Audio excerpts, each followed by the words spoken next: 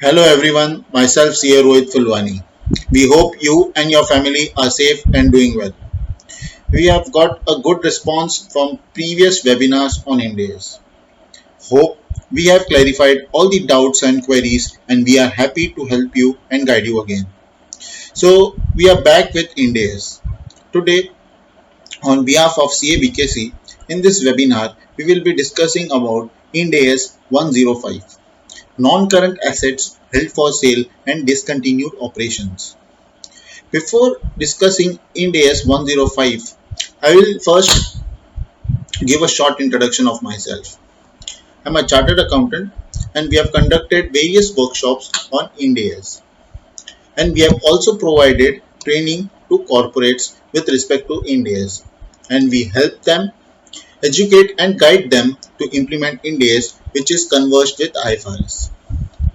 I shall request you to post your queries in the comments section below so that we can reply to your queries at the end of this webinar. Do subscribe to our channel for receiving regular updates. With this short introduction, we'll move towards Ind AS 105.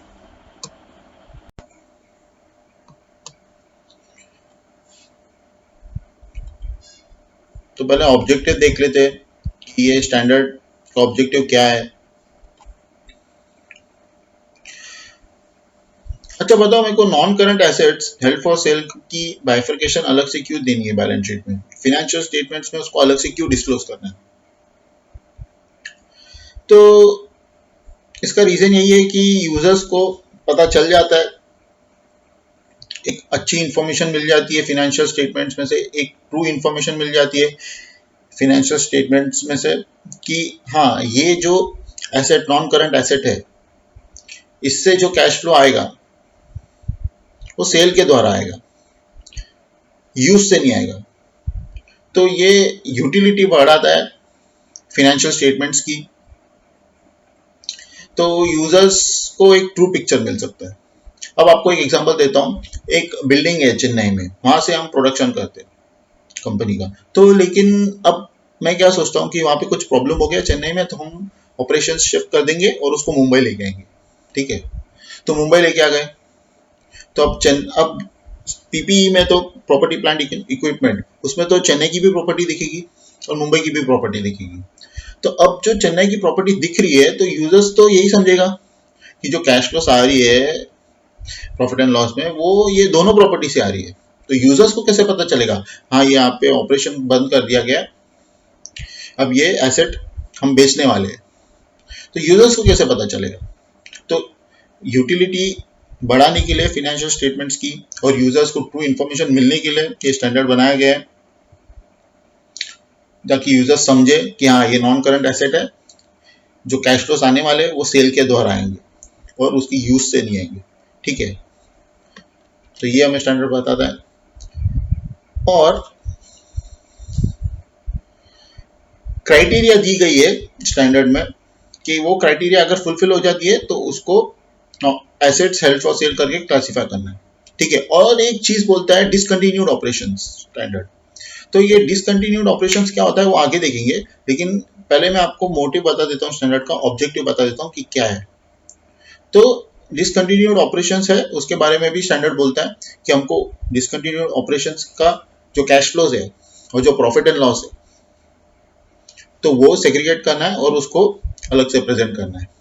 ठीक है, आपको objective और motive बता रहा हूँ। Discontinued operations क्या है वो हम आगे पढ़ेंगे। अब नॉन करंट एसेट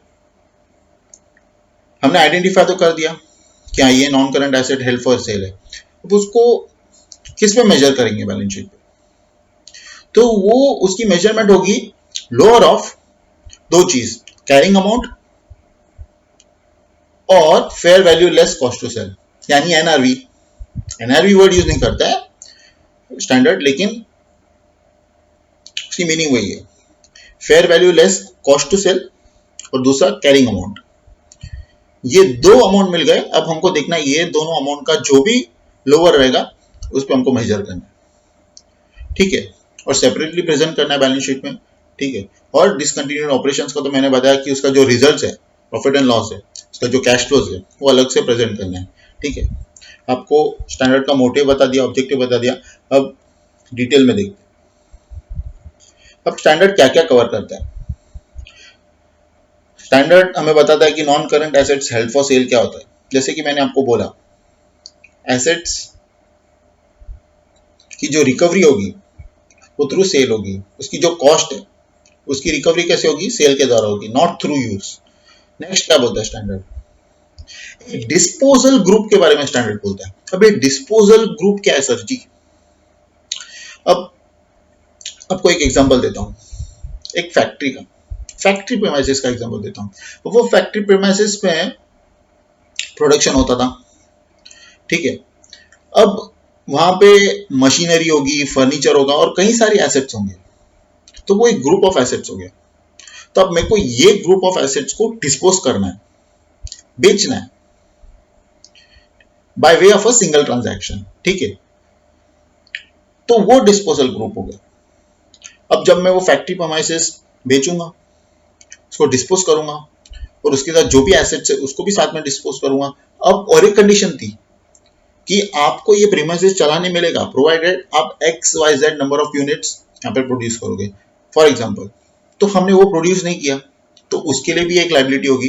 तो वो जैसे ही डिस्पोज करेंगे हम एसेट, डिस्पोजल ग्रुप जो है वो पूरा डिस्पोज करेंगे, उसके बाद जो भी लाइबिलिटी है वो भी पे ऑफ करेंगे, ठीक है, by way of a single transaction. तो ये होता है डिस्पोजल ग्रुप, ठीक है। अब नेक्स्ट क्या बोलता है स्टैंडर्ड, डिसकंटिन्यूड ऑपरेशन के बारे में क्या होता है। आप तो बोलोगे सच्ची डिस्पोजल ग्रुप में हमने फैक्ट्री प्रेमाइसिस का एग्जांपल दिया, तो डिसकंटिन्यूड ऑपरेशन भी सेम ही चीज हो गई। मैं बोलूंगा ना, दोनों अलग चीज है। डिसकंटिन्यूड ऑपरेशन का मीनिंग ये होता है कि वो एक कंपोनेंट होता है, say it as a branch, be it segment और बीट अ सब्सिडरी। या तो ब्रांच हो सकता है, सेगमेंट हो सकता है, सब्सिडरी हो सकता है, एक component. It majorly reflects major line of area of operations. हमें पता है ये major line of area of operations है, ठीक है। ये या तो ये ब्रांच है, सेगमेंट है, सब्सिडरी है, तो वो एक ऑपरेशन हो जाता है जिसको हमें डिस्पोज करना है, इसको हम डिसकंटिन्यू करना है, डिस्पोज नहीं बोलेंगे, डिसकंटिन्यू करना है, तो उसको बोलते हैं डिसकंटिन्यूड ऑपरेशन। डिस्पोजल ग्रुप क्या होता है, जैसे कि और एक एग्जांपल देता हूँ, ये क्लासरूम में समझो, तो क्लासरूम में एयर कंडीशनर होगा, बेंचेस होगा, कैमरा होगा, प्रोजेक्टर होगा, तो हम उसको साथ में डिस्पोज करेंगे, पूरे एसेट को, पूरा ग्रुप को डिस्पोज करेंगे, तो वो डिस्पोजल ग्रुप हो गया। अब ब्रांच देखो, सेगमेंट देखो, सब्सिडरी देखो, वो डिस्पोजल ग्रुप नहीं हुआ, वो डिसकंटिन्यूड ऑपरेशन हो गया, ठीक है। दोनों में यही फर्क है। अब डिसकंटिन्यूड ऑपरेशन में भी हमें ये देखना है कि whether the activities of the component can be identified separately, distinguishable होना चाहिए। जैसे कि वो कंपोनेंट का एसेट्स, लाइबिलिटीज, इनकम, एक्सपेंसेस, ये सब हम अलग से आइडेंटिफाई कर सकते हैं, उसको अलग से डिस्टिंग्विश कर सकते हैं, तो वो एक अलग ऑपरेशन हो जाता है जिसको हमें डिसकंटिन्यू करना है, ठीक है। अब बोलोगे कि समझो, और एक एग्जांपल देता हूं कि gradual phasing out of a product और service, simple gradual phasing out of a product और service is not at all a discontinued operation. For example देखो टूथपेस्ट, पहले हम नॉर्मल टूथपेस्ट बनाते थे, अब वो टूथपेस्ट में आपको नींबू चाहिए, नमक वाला टूथपेस्ट बनाना है, तो वो टूथपेस्ट एक gradual phasing out of a product हो गया। एक प्रोडक्ट गया, उसके बदले कोई दूसरा नया प्रोडक्ट लेके आया, तो उसको डिसकंटिन्यूड ऑपरेशन नहीं बोलेंगे। हमें ये देखना पड़ेगा कि डिसकंटिन्यूड ऑपरेशन की जो कंडीशंस है कि weather the assets, liabilities, expense, income वो सेपरेटली आइडेंटिफाइबल है कि नहीं, और पूरा डिसकंटिन्यू कर रहे हैं कि नहीं। Simple replacement of a product, simple gradual phasing out of a product is not at all a discontinued operation. आपको इसको डिटेल में देखना पड़ेगा कि आप पर से डिसकंटिन्यू कर रहे हो कि नहीं ऑपरेशन, ठीक है। और एक एग्जांपल देता हूं, simple restructuring event is also not a discontinued operation पर से। जैसे एग्जांपल देखो कि बिस्किट का देता हूं आपको, पहले होता था ग्लूकोज बिस्किट खाते थे लोग, अब लोगों को चाहिए कि कुकीज चाहिए, क्रीम बिस्किट चाहिए, तो वो बिस्किट निकाल दिया और उसके जगह दूसरे बिस्किट्स बनाने लगे with cream and other cookies and all. तो इसे भी डिसकंटिन्यूड ऑपरेशन नहीं बोलते। डिसकंटिन्यूड ऑपरेशन होने के लिए आपको दूसरी भी कंडीशन देखनी पड़ेगी कि वो पूरा ही डिसकंटिन्यू कर रहे कि नहीं। Simply replacement of a product for acquiring the market is not a discontinued operation. ठीक है, आपको एग्जांपल्स देता हूं कि कौन से एग्जांपल्स डिसकंटिन्यूड ऑपरेशन नहीं है पर से। आपको देखना पड़ेगा डिटेल में। हो सकता है कि जो ये मैं एग्जांपल्स बता रहा हूं वो डिसकंटिन्यूड ऑपरेशन हो, लेकिन आपको डिटेल में देखना पड़ेगा। हाँ, खाली आप देखोगे gradual, suppose for first example gradual phasing out of a product, जैसे मैंने आपको बोला toothpaste, biscuits, simple gradually phasing out of a product is not a discontinued operation. आपको देखना पड़ेगा सच में वो ऑपरेशन बंद किया गया है कि नहीं। अब discontinued of several products with in an ongoing line of business. Suppose कि अभी हम ऑडिट सर्विस देते हैं, हम सोचेंगे नहीं अभी नॉर्मल ऑडिट नहीं करेंगे, हम फॉरेंसिक ऑडिट ही करेंगे खाली। तो फॉरेंसिक ऑडिट करना करेंगे, लेकिन उसमें कोई डिसकंटिन्यूइंग ऑपरेशन नहीं है, बस ये प्रोडक्ट हम नहीं कर रहे अब दूसरा उसकी जगह करेंगे, तो एसेट्स लायबिलिटीज तो वही रहेगी पूरी। तो हमें वही देखना पड़ेगा डिटेल में कि डिसकंटिन्यूड ऑपरेशंस एग्जैक्टली क्या है। हमने खाली ग्रेजुअल फेजिंग आउट कर दिया, सिर्फ रिप्लेसमेंट कर दिया, या एक कोई प्रोडक्ट हमने बंद कर दिया बिजनेस में से क्योंकि उसमें से प्रॉफिट नहीं हो रहा, तो उसको डिसकंटिन्यूड ऑपरेशन नहीं बोलेंगे। पूरा एक कंपोनेंट देखना पड़ेगा। हाँ, ये कंपोनेंट है, इसकी एसेट्स है, इसकी लायबिलिटीज है, इसमें से इतना इनकम है, इसमें से इतना एक्सपेंस है, ये पूरा निकल गया इसके वजह से, तो वो डिसकंटिन्यूड ऑपरेशन होगा। एसेट्स लायबिलिटीज वही है, चलो एक खाली प्रोडक्ट गया, उसके अगर दूसरा कोई अच्छा प्रोडक्ट लेके आया, नॉर्मल टूथपेस्ट गया, नमक वाला टूथपेस्ट आया, तो यार वो एसेट लायबिलिटीज इनकम एक्सपेंसेस में ज्यादा फर्क नहीं रहेगा। हाँ, ऑब्वियसली नए प्रोडक्ट से इनकम अच्छा हो जाएगा, लेकिन फिर भी वही एसेट से होगा, वही लायबिलिटी से होगा, थोड़ा बहुत चेंज होगा, तो वो आपका डिसकंटिन्यूड ऑपरेशन नहीं होगा। इसमें आपको डिटेल में देखना है। ठीक है, शिफ्टिंग ऑफ सम प्रोडक्शन और marketing services for a particular line of business from one location to another. अपने अब मुंबई में करते थे, अब मुंबई में ऑपरेशन होता था, अब हम सोचते कि नहीं, फॉर सम टैक्स बेनिफिट हम कोई दूसरा जगह लोकेशन पे कंटिन्यू करेंगे। फॉर एग्जाम्पल मुंबई से हम शिफ्ट करते भिवंडी या नासिक, तो it is not a discontinued operation. ठीक है, कोई फैसिलिटी हम क्लोज कर देते फॉर कॉस्ट सेविंग्स, तो वो भी एक पर से डिसकंटिन्यूड ऑपरेशन नहीं होता। You will have to look it in a wider way. ठीक है, और एक एग्जांपल दिया है स्टैंडर्ड ने, sale of a subsidiary whose activities are similar to those of parent. Parent की जो एक्टिविटी है वही सिमिलर एक्टिविटी सब्सिडरी करता है, तो वो हम सेल कर देते थे, तो वो डिसकंटिन्यूड ऑपरेशन में नहीं है। ठीक है, क्लासिफिकेशन,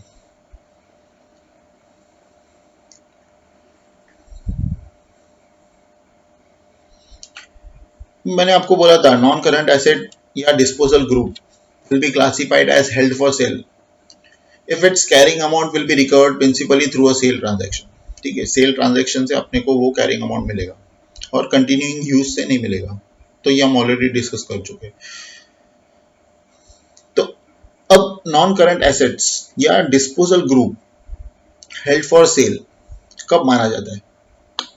उसकी पहली कंडीशन ये है कि वो asset as on balance sheet date immediate saleable condition में होना चाहिए। इमीडिएट सेलेबल कंडीशन में होना चाहिए। प्रेजेंट कंडीशन में वो सेलेबल है तो ही उसको क्लासिफाई कर सकते हैं हेल्ड फॉर सेल। और इट इज हाईली प्रोबेबल कि वो सेल होगा ही होगा। हाईली प्रोबेबल, हाईली प्रोबेबल में क्या क्या आता है हम वो आगे देखेंगे। पहली कंडीशन क्या है? इमीडिएट सेल होना चाहिए, इमीडिएट सेलेबल कंडीशन में होना चाहिए, और it is highly probable. Some customary conditions are okay. या तो समझो कि हमने कोई रेंट पे दिया गया प्रॉपर्टी, अब हम उसे बेचना है, तो अब टेनेंट बोलता है नहीं नहीं मेरे को 1 मंथ नोटिस तो देना पड़ेगा, तो ठीक है ना, it is some customary conditions, तो 1 मंथ नोटिस देके हो जाता है काम, तो वो इमीडिएट सेलेबल कंडीशन पे है। Some customary conditions is okay, any restrictive conditions should not be there. For example court का ऑर्डर है, आप ये फैक्ट्री प्रीमाइसेस नहीं बेच सकते जब तक लेबर ड्यूज क्लियर नहीं करते हो, तो वो इमीडिएट सेलेबल कंडीशन में नहीं है, ठीक है। कस्टमरी कंडीशंस होना चाहिए, रिस्ट्रिक्टिव कंडीशंस नहीं होना चाहिए, ठीक है। अब हाईली प्रोबेबल की बात की, अब हाईली प्रोबेबल का क्या मीनिंग होता है वो देखते हैं। मैनेज हाईली प्रोबेबल मतलब management must be committed to a plan to sell the asset. Management का इंटेंशन होना चाहिए कि हाँ मैं ये एसेट बेचूंगा, इंटेंशन होना चाहिए। मेरे पास प्रोग्राम होना चाहिए कि मैं बायर लोकेट कर पाऊंगा, और मेरे पास वो एक्शन भी होने चाहिए, मैनेजमेंट के एक्शंस होने चाहिए कि हाँ मैनेजमेंट एक्शंस भी ले रही है टू कंप्लीट दी प्लान। ऐसा नहीं कि खाली चलो इंटेंशन से लेकिन कोई एक्शन ही नहीं है मैनेजमेंट की तरफ से, नहीं, एक्शंस होना चाहिए। You should have a active programme to locate a buyer, ठीक है, and management should have intentions and management should be committed to a plan to sell the asset, तो ही वो आप क्लासिफाई कर पाओगे। अब ये है कि स्टैंडर्ड बोलता है विद इन 1 ईयर और you can say 12 months, with in 12 months आपका वो सेल हो जाना चाहिए। ऐसा नहीं है कि आपका समझो 12 मंथ्स में नहीं हुआ सेल तो आपको वो वापस non current assets held for cell में क्लासिफाई किया तो अब वापस आपको पीपीई में क्लासिफाई करना पड़ेगा, ऐसा नहीं है। अगर मैनेजमेंट का फिर भी इंटेंशन है 12 महीने के बाद भी, 1 साल के बाद भी फिर भी इंटेंशन है बेचने का, तो you can continue to classify it as a non current asset held for sale, ठीक है, लेकिन मैनेजमेंट का कंडीशन इंटेंशन होना चाहिए। तो समझो कि वो इंटेंशन है, अभी समझो कि फॉर एग्जांपल मेरे को मैनेजमेंट को बेचना था, मैनेजमेंट को बेचना था प्रॉपर्टी नॉन करंट एसेट, तो मैनेजमेंट क्या बोलता है कि मैं बेच नहीं पाया, क्यों, मेरे को बायर तो मिलने वाला था लेकिन क्या हो गया, डिमोनेटाइजेशन आ गया, वो सामने वाले के पास पैसा नहीं था तो वो बायर नहीं मिल पाया, अब मैं दूसरे बायर को ढूंढ रहा हूं, मेरा इंटेंशन है बेचने का, I am holding it for sale, ठीक है, तो फिर आप फिर भी उसको क्लासिफाई कर सकते हो as non current asset held for sale. अब अबेंडेंट नॉन करंट एसेट की बात करते हैं। समझो कि मेरा नॉन करंट एसेट एक वॉर जोन कंट्री में है, वॉर जोन कंट्री में, तो वॉर जोन कंट्री में मेरी बिल्डिंग है, तो मैं बोलता हूँ वहां पे जो काम करते हैं लेबरर्स और जो एम्प्लॉइज उनको बोलता हूँ अरे यहाँ पे काम करना ठीक नहीं है, वो वहां पे बिल्डिंग छोड़ो और सीधा आ जाओ, वो छोड़ो और सीधा यहाँ पे आ जाओ मुंबई में, तो वो एसेट को अबेंडन कर दिया हमने। तो अबेंडन नॉन करंट एसेट को हेल्ड फॉर सेल क्लासिफाई नहीं करना है आपको, हम उसको बेचने नहीं वाले, इट इज अबेंडेंट, ठीक है। स्टैंडर्ड बोलता है कि abandoned non current asset should not be classified as held for sale. लेकिन समझो कि एक डिस्पोजल ग्रुप आपने अबेंडन किया, तो आपको सोचना पड़ेगा। समझो कि वॉर जोन कंट्री है, वहां पे कोई फैक्ट्री प्रोमाइजेस है और उसके बाद दूसरे एसेट्स भी है, तो हम वो एक पूरी ग्रुप है उसको पूरा ही अबेंडन कर दिया, तो आपको ये देखना पड़ेगा कि वो डिस्पोजल ग्रुप एक डिसकंटिन्यूड ऑपरेशन है क्या, वो देखना पड़ेगा कि डिसकंटिन्यूड ऑपरेशन है क्या। जैसे कि डिसकंटिन्यूड ऑपरेशन मतलब क्या बोला मैंने, कंपोनेंट होता है या तो वो ब्रांच होता है या तो वो सब्सिडरी होता है, ठीक है, तो वो देखना पड़ेगा कि वो डिस्पोजल ग्रुप एक डिसकंटिन्यूड ऑपरेशन है क्या, इफ यस तो आपको वो सेपरेटली प्रेजेंट करना है, उसमें से प्रॉफिट एंड लॉस उसका अलग आएगा, कैश फ्लोज अलग आएगा, तो वो सब सेपरेटली पूरा डिस्क्लोज करना है। अबेंडेंट नॉन करंट एसेट रहेगा तो क्लासिफाई नहीं करना है उसको हेल्ड फॉर सेल। लेकिन अगर डिस्पोजल ग्रुप है तो आपको क्वेश्चन पूछना है whether it is a discontinued operation, if yes then you should present it separately. ठीक है. नॉन करंट, अभी डेप्रिसिएशन की बात करते हैं. Non current assets are not depreciable. अगर आपने उसको non current assets held for sale, sorry, non current assets held for sale not depreciable. ठीक है. टाइम वैल्यू, मैंने आपको क्या बोला था, दो चीज आपको देखनी है.